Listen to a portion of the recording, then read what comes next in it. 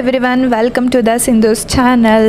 ಇವತ್ತಿನ ವ್ಲಾಗ್ ಬಂದು ನನ್ನ ಸಂಡೇ ವ್ಲಾಗ್. ನಾನು ಆಲ್ಟರ್ನೇಟ್ ಸಂಡೇಸು ನಮ್ಮ ಊರಿಗೆ ಹೋಗ್ತೀನಿ.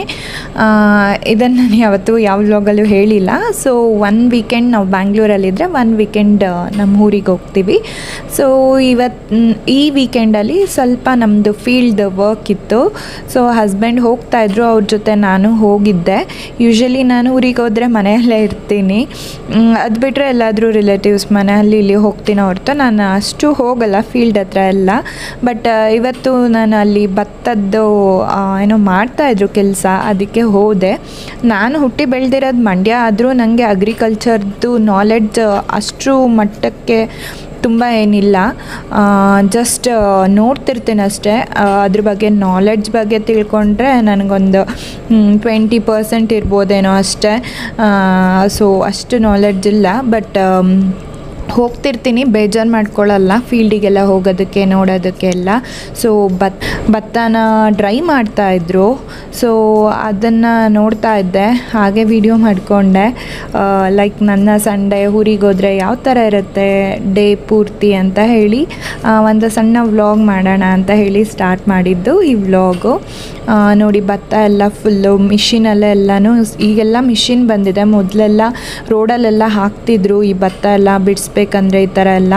ಬಟ್ ಇವಾಗ ರೋಡಲ್ಲಿ ಹಾಕೋದು ಕಡಿಮೆ, ಈ ಥರ ಮಿಷಿನಲ್ಲೆಲ್ಲ ಭತ್ತನ ಇದು ಮಾಡ್ಕೊತಾರೆ. ಲೈಕ್ ಎಲ್ಲದಕ್ಕೂ ಈಗ ಮಿಷಿನ್ ಬಂದುಬಿಟ್ಟಿದೆ. ಮೋಸ್ಟ್ ಆಫ್ ಆಲ್ ಕಟ್ ಮಾಡೋದು, ಅದ್ರ ಜೊತೆಗೆ ಅದನ್ನು ಭತ್ತನ ಸಪ್ರೇಟ್ ಮಾಡೋದು, ಪ್ರತಿಯೊಂದಕ್ಕೂ ಮಿಷಿನ್ ಬಂದಿದೆ. ಈವನ್ ಮಳೆ ಕೂಡ ಮಧ್ಯ ಮಧ್ಯ ಇರೋದ್ರಿಂದ ತುಂಬ ಭತ್ತಗಳು ವೇಸ್ಟು ಆಗಿತ್ತು.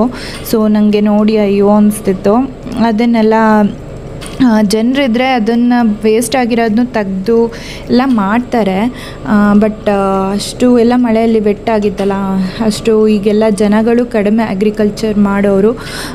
ಸೊ ಹಾಗೆ ಹೋಗ್ತಾ ಇದು ಆ್ಯಕ್ಚುಲಿ ಇದು ಫೀಲ್ಡ್ ಬಂದು ಒಂದು ಸಣ್ಣದಾಗಿ ಕಾಲುವೆ ಬರುತ್ತೆ, ಅದು ದಾಟಿ ಹೋಗಬೇಕು. ಅದು ನಾನು ಫಸ್ಟ್ ಟೈಮ್ ಹೋಗಿದ್ದೆ. ಆ ಥರ ಎಲ್ಲ ಚೆನ್ನಾಗಿತ್ತು. ಅದ್ರ ಜೊತೆಗೆ ಮಧ್ಯೆ ಮಧ್ಯೆ ತುಂಬಾ ಪುಟ್ಟದ ಹೂಗಳು ಬೇರೆ ಬೇರೆ ಡಿಫ್ರೆಂಟಾಗೆಲ್ಲ ಇತ್ತು. ಇದು ಕೆರೆ ಪಕ್ಕ ಇರೋದ್ರಿಂದ ಈ ಫೀಲ್ಡ್ ಅಂದರೆ ಗದ್ದೆ. ಸೊ ಈ ಥರ ಇತ್ತು ವ್ಯೂ. ಇನ್ನು ನಾನು ಆಗಲೇ ಹೇಳ್ದಲ್ಲ, ಕಾಲುವೆ ದಾಟಿ ಹೋಗ್ಬೇಕಂತ, ಇದೇ ಕಾಲುವೆ ದಾಟಿ ಹೋಗೋದಿತ್ತು. ಫಸ್ಟ್ ಹಸ್ಬೆಂಡ್ ಹೋದರು, ಆಮೇಲೆ ಹಿಂದೆ ನಾನು ವೀಡಿಯೋ ಮಾಡ್ಕೊಂಡು ಬರ್ತಾಯಿದ್ದೆ. ಆಮೇಲೆ ಅವರು ನೀನು ವೀಡಿಯೋ ಮಾಡ್ಕೊಂಡು ನೀರೊಳಗೆ ಬಿದ್ದೋಗ್ತೀಯಾ ಅಂತೆಲ್ಲ ಹೇಳ್ತಾಯಿದ್ರು. ಸೊ ಹಾಗೆ ನನಗೂ ಹೆಲ್ಪ್ ಮಾಡ್ತಾಯಿದ್ರು ಅವರು. ಲೈಕ್ ಬರೋದಕ್ಕೆ ನನಗೆ ಒಬ್ಬಳೇ ನಡ್ಕೊಂಬರೋಕ್ಕೆ ಕಷ್ಟ ಆಗ್ತಿತ್ತು, ಸ್ಲಿಪ್ಪರೆಲ್ಲ ಕೈಯಲ್ಲಿ ಇಟ್ಕೊಂಡು. ಒಂಥರ ಡಿಫ್ರೆಂಟ್ ಎಕ್ಸ್ಪೀರಿಯನ್ಸ್.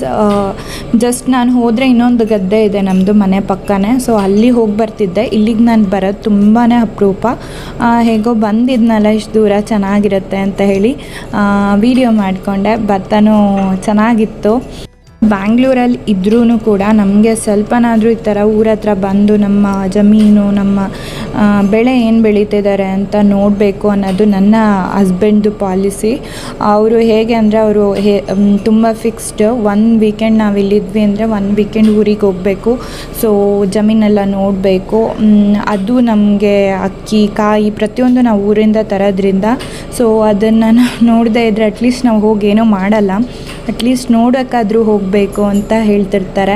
ಬಟ್ ಅವ್ರಿಗೆ ತುಂಬಾ ಇಂಟ್ರೆಸ್ಟು. ನಾನು ಅದಕ್ಕೆ ಅವ್ರನ್ನ ಯಾವಾಗಲೂ ವೀಕೆಂಡ್ ರೈತ ಅಂತ ಹೇಳ್ತಿರ್ತೀನಿ.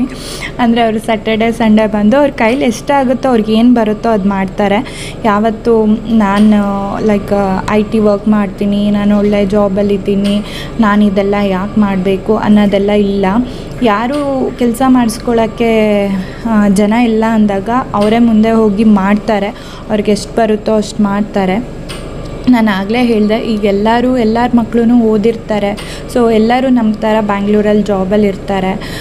ಸೊ ಹಳೆಬ್ರು ಯಾರು ಒಂದಷ್ಟು ಜನ ಇದ್ದಾರೆ ಅವರಷ್ಟೇ ಮಾಡೋದು. ಈವನ್ ನಮ್ಮ ಊರ ಕಡೆ ಎಲ್ಲ ತುಂಬ ನಾರ್ತ್ ಕರ್ನಾಟಕದಿಂದ, ಈವನ್ ನಾರ್ತ್ ಸೈಡ್ ಅವರೆಲ್ಲ ಹುಡುಗರು ಬರ್ತಾರೆ ಕೆಲಸಕ್ಕೆ. ಈಗ ನಮ್ಮ ಇಲ್ಲೊಂದು ಭತ್ತ ತುಂಬ್ತಾಯಿದ್ರು, ಬೇರೆಯವರು ವೇಯಿಂಗ್ ಸ್ಕೇಲ್ ತೊಗೊಬಂದು ಅದನ್ನು ಹಾಗೆ ವಿಡಿಯೋ ಮಾಡಿಕೊಂಡೆ.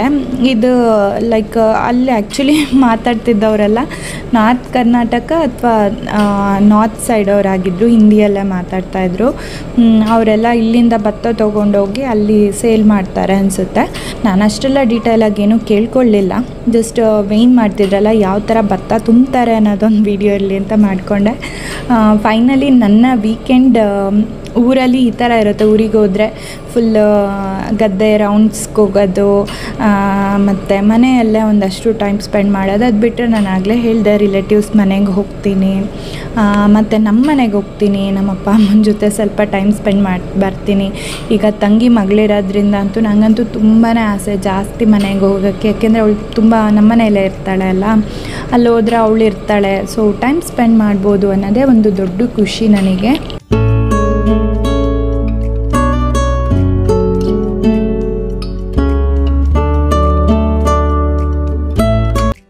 ಆ ದಿನವೇ ಈವ್ನಿಂಗು ನನ್ನ ಮೈದನಂದು ಬರ್ಡೇ ಇತ್ತು.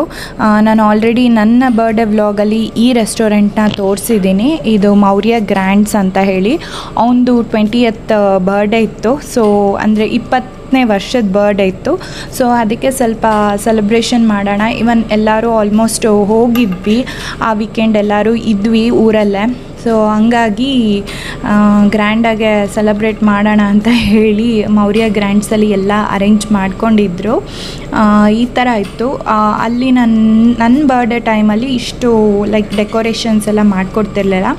ಇವಾಗ ಎಲ್ಲ ಡೆಕೋರೇಷನ್ಸ್ ಎಲ್ಲ ಮಾಡಿಕೊಡ್ತಾರೆ. ಈವನ್ ಲಾನಲ್ಲೂ ಇರುತ್ತೆ ಡೆಕೋರೇಷನ್ನು. ಆಲ್ರೆಡಿ ಲಾನ್ದು 1 ಮಂತ್ ಮುಂಚೆನೇ ಬುಕ್ ಮಾಡ್ಕೊಂಬಿಟ್ಟಿದ್ರಂತೆ. ಸೊ ಹಾಗಾಗಿ ನಮಗೆ ಲಾನ್ ಸಿಕ್ಕಿರಲಿಲ್ಲ. ಅಲ್ಲೇ ರೆಸ್ಟೋರೆಂಟ್ ಒಳಗಡೆ ಒಂದು ಲೈಕ್ ಈ ಥರ ಫೋಟೋಸು ವೀಡಿಯೋಸ್ ಮಾಡ್ಕೊಳ್ಳೋದಕ್ಕೆ ಅಂತಲೇ ಒಂದು ವಾಲ್ ಇದೆ. ಸೊ ಆ ಪ್ಲೇಸಲ್ಲಿ ಎಲ್ಲ ಅರೇಂಜ್ ಮಾಡಿಕೊಟ್ಟಿದ್ರು. ಎಲ್ಲರೂ ರಿಲೇಟಿವ್ಸು ಎಲ್ಲರೂ ಆಲ್ಮೋಸ್ಟ್ ಇದ್ವಿ ಅಂತಲೇ ಹೇಳ್ಬೋದು. ಇದು ರಿಲೇಟಿವ್ಸ್ ಅಂದರೆ ನನ್ನ ಎಲ್ಲ ಅತ್ತೆ ಮನೆ ಸೈಡವರು. ಆಲ್ಮೋಸ್ಟ್ ನನ್ನ ವ್ಲಾಗ್ಸಲ್ಲಿ ನೋಡಿರ್ತೀರ. ಅವ್ರು ಬ್ಯಾಂಗ್ಳೂರಿಗೆ ಬಂದಾಗ ಶಾಪಿಂಗ್ ಹೋಗಿದ್ವಿ, ಲಂಚಿಗೆ ಹೋಗಿದ್ವಿ, ಡಿನ್ನರಿಗೆ ಹೋದ್ವಿ ಅಂತೆಲ್ಲ ವ್ಲಾಗಲ್ಲಿ ಹಾಕಿರ್ತೀನಿ. ಸೊ ತುಂಬ ಜನಕ್ಕೆ ನನ್ನ ವ್ಲಾಗ್ಸ್ ನೋಡೋರಿಗೆ ಎಲ್ಲರೂ ಗೊತ್ತಿರ್ತಾರೆ ಯಾರ್ಯಾರು ಅಂತ. ನಾನು ಇಂಟ್ರಡ್ಯೂಸು ಮಾಡಿಸ್ಬಿಟ್ಟಿರ್ತೀನಿ ವ್ಲಾಗಲ್ಲೇ.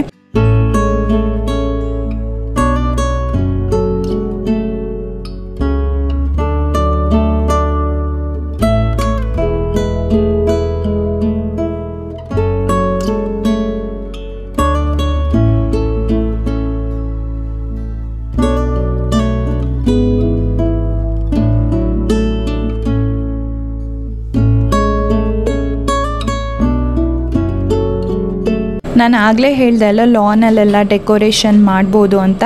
ಸೊ ಇಲ್ಲಿ ಲಾನಲ್ಲೇ 2 ಕಡೆ ಮಾಡಿದರು. ಅಲ್ಲೊಂದು ಲೈಕ್ ಎಂಟ್ರೆನ್ಸಲ್ಲಿ ಒಂದು ಬಲೂನ್ಸ್ ಡೆಕೋರೇಷನ್ ಮಾಡಿದರು. ಲಾನಲ್ಲಿ ಈ ಥರ ಕ್ರಿಸ್ಮಸ್ ಟ್ರೀ ಇತ್ತು. ಇದು ಡಿಸೆಂಬರ್ ಮಂತಲ್ಲಿ ಮಾಡಿರೋ ಸೆಲೆಬ್ರೇಷನ್ನು. ಸೊ ನಾನು ಸ್ವಲ್ಪ ಲೇಟಾಗಿ ಅಪ್ಲೋಡ್ ಮಾಡ್ತಿದ್ದೀನಿ. ಸೊ ಲಾನಲ್ಲಿ ಈ ಥರ ಇರುತ್ತೆ. ನಾವು ಹೊರಗಡೆಯಿಂದನಾದರೂ ಕರೆಸಿ ಅರೇಂಜ್ ಮಾಡ್ಕೋಬೋದು, ಅಥವಾ ಅವರು ಕೂಡ ಅರೇಂಜ್ ಮಾಡಿಕೊಡ್ತಾರೆ.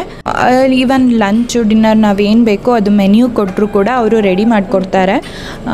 ಅದನ್ನ ಅವ್ರು ನಾನು ಕಂಪ್ಲೀಟ್ ಕೇಳಿಕೊಂಡೆ. ಯಾಕೆಂದರೆ ನೆಕ್ಸ್ಟ್ ನಮ್ದು ಇನ್ಯಾವುದಾದ್ರೂ ಸೆಲೆಬ್ರೇಷನ್ ಬಂದರೆ ಬೇಕಾಗತ್ತಲ್ಲ. ಸೊ ಅದಕ್ಕೋಸ್ಕರ ನಾವು ಮೆನ್ಯೂ ಕೊಟ್ಟರೆ ಅದನ್ನು ರೆಡಿ ಮಾಡಿರ್ತಾರೆ. ಬೊಫೆಟ್ ಥರ ಎಲ್ಲನೂ ರೆಡಿ ಮಾಡಿ ಕೊಡ್ತಾರೆ.